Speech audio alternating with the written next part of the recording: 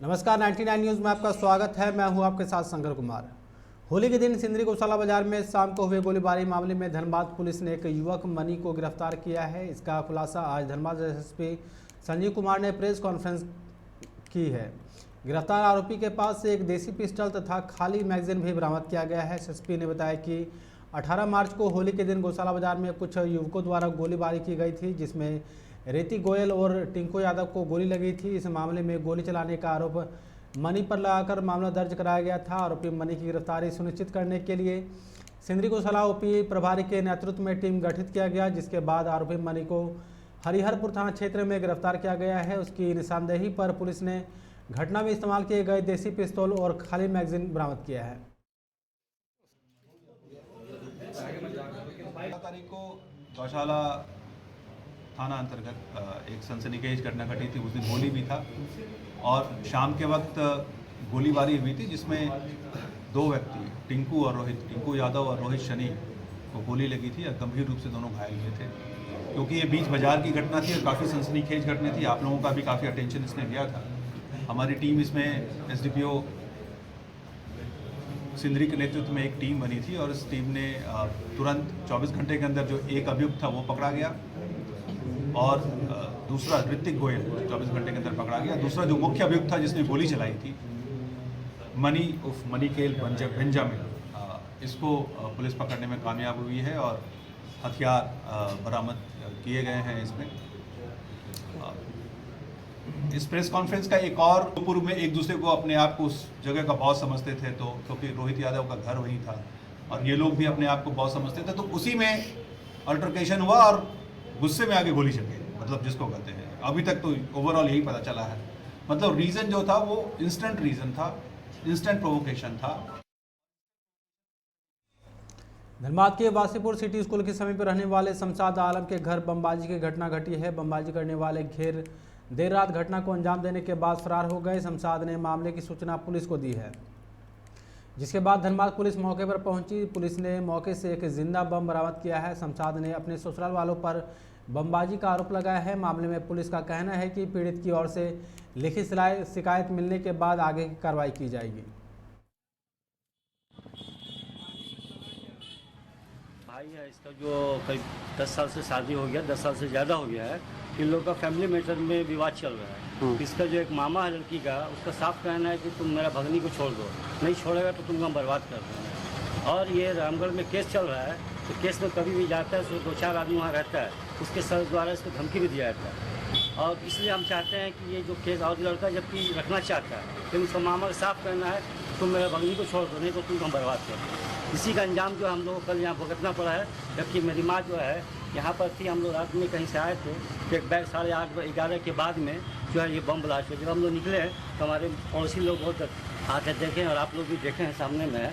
तो मैं यही आप लोग के माध्यम से चाहता हूँ कि लड़का जबकि इसको रखना चाहता है, लेकिन फिर भी वो लोग क्या साफ कहना है कि तुम इसको छोड़ो, तो इसके चलते इसको डर है कि कहीं भी इसका कोई भी कांड करवा सकता है, इसका मर्डर भी करवा सकता है उन लोग से। क्योंकि वो लोग जो है नेता है और छवि उन लोगों का दागी है। 2-3 केस उनके ऊपर भी हुआ पहले से। तो हम लोग यही डर है, हमारा फैमिली इसी में दहशत में है कि कभी। झमाड़ा में अनुकंपा के आधार पर नियोजन की मांग को लेकर पूर्व झमाड़ा कर्मियों के कई आश्रित लगभग 2 महीने से धरना पर बैठे हैं, लेकिन अब तक कोई समाधान नहीं निकल पाया है। आज धनबाद विधायक राज सिन्हा ने धरनार्थियों के साथ मिलकर झमाड़ा प्रबंधन के साथ वार्ता की, लेकिन वार्ता विफल रही। धरनार्थियों ने बताया कि हम लोग लगभग 40 दिन से धरना पर हैं, लेकिन कोई सहमति नहीं बन पाई है। आज हुई वार्ता में 120 दिन का मोहलत मांगा जा रहा है, जो कि कहीं से उचित नहीं है, इसलिए हमारा धरना आगे भी जारी रहेगा। वहीं विधायक राज सिन्हा ने कहा कि इनकी मांग जायज़ है, इसलिए मैं इनके साथ हूं।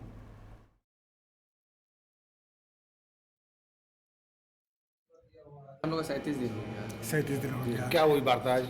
वार्ता जो हुआ इसमें लोग 120 दिन का टाइम मांग रहे हैं और वो भी मौखिक बोल रहे हैं कि 120 दिन का टाइम दे दीजिए, जबकि हम लोग लिखित में हम लोग को समझौता हो चुका है 2017 में कि 2018 में लोग चरणबद्ध तरीके से अपॉइंटमेंट कर दिया जाएगा, लेकिन अभी तक इस पर कोई कार्रवाई नहीं हुआ।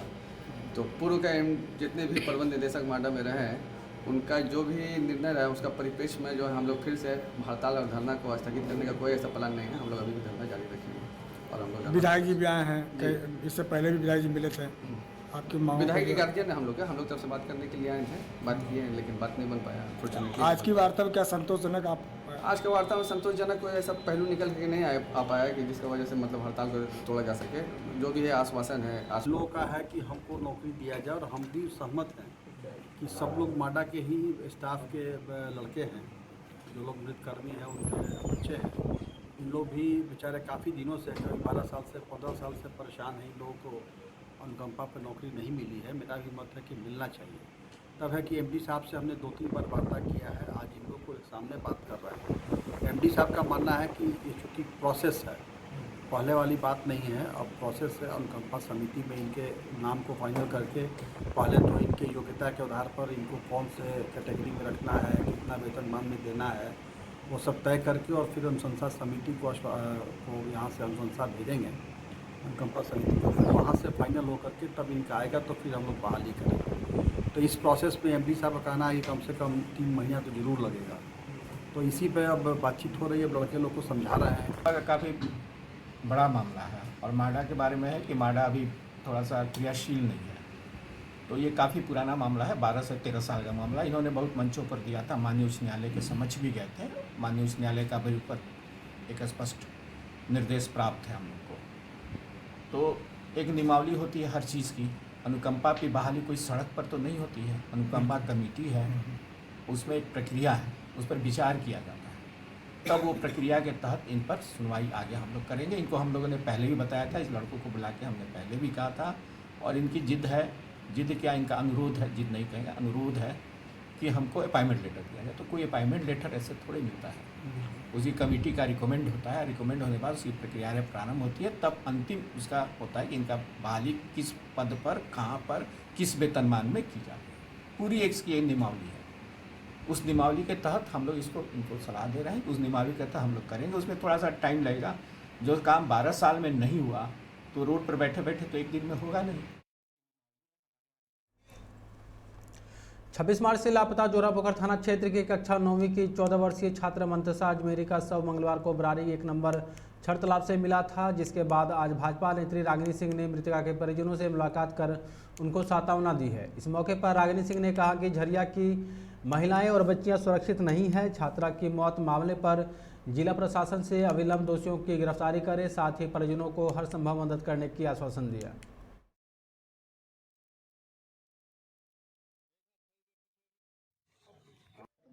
बहुत दुखद घटना है ये। इनकी बच्ची की बात नहीं है, ये सबकी बच्ची थी। और अपराध अगर हम गिनाने लगे तो एक अपराध नहीं, हजारों अपराध है। और आए दिन झरिया में लगातार अपराध बढ़ रहे हैं। तो मुझे लगता है कि बहुत दुखद घटना है। और इस पे मैं प्रशासन से और एसएसपी साहब से निवेदन करूंगी कि इस पे जल्द से जल्द इस पे निष्पक्ष जांच हो और अपराधियों को कड़ी से कड़ी सज़ा मिले। और मैं चाहूँगी कि यहाँ झरिया में जो दशा हुई है, इसी दिन के लिए जनता यहाँ बदलाव नहीं की थी कि आए दिन अपराध चरम सीमा पे है। अगर बताने लगे तो एक दिन भी कम पड़े। आए दिन हत्या, बलात्कार, बमबाजी, लूटपाट और दहशत, हर रोज़ रंगदारी के लिए बमबाजी। और तो क्यों ना हो, जब यहाँ के स्थानीय जनप्रतिनिधि के माध्यम से ही यहाँ दहशत फैलाया जा रहा है तो अपराध तो चरम सीमा पे होगा ही। अंतर्राष्ट्रीय बाजार में कच्चे तेल की कीमतों में उछाल आने के बाद 4 माह बाद पेट्रोल डीजल की कीमतें लगातार बढ़ रही है। 22 मार्च से पेट्रोल डीजल की कीमतों में जो वृद्धि शुरू हुई है वह 8वें दिन भी जारी है। सरकारी तेल कंपनियों ने बुधवार को भी धनबाद में पेट्रोल में 82 पैसा और डीजल की कीमतों में 83 पैसे की वृद्धि की है। आज धनबाद में पेट्रोल 104.16 और डीजल 97.34 पैसे के रुपये प्रति लीटर की दर हो गया है। चास नगर निगम ने आज एक कार्यक्रम आयोजित कर अपने क्षेत्र के गरीब लोगों के बीच प्रधानमंत्री आवास योजना का लाभ दिया है। इस कार्यक्रम में शामिल 200 लोगों के बीच पीएम आवास का वितरण किया गया। यह सभी बोकारो शहरी क्षेत्र के काला पत्थर एरिया में निर्माण हो रहे पीएम आवास योजना में रहेंगे। आज 200 लोगों को ऑनलाइन आवेदन के आधार पर आवास आवंटित किया गया।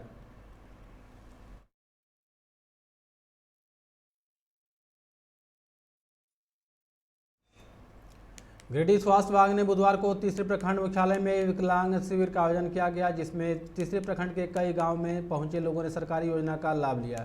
इस शिविर में विकलांग प्रमाण पत्र, आवासीय प्रमाण पत्र बनाया गया। हालांकि समुचित कागजात नहीं होने के कारण कई लोगों को बेरंग ही लौटना पड़ा, जिसके बाद तीसरी बीडीओ संतोष प्रजापति और सीओ असीम बाड़ा ने इसका विकल्प निकालकर लोगों के लिए राहत देते हुए बिना आवासीय प्रमाण पत्र के कई लोगों को विकलांग प्रमाण पत्र बनाया।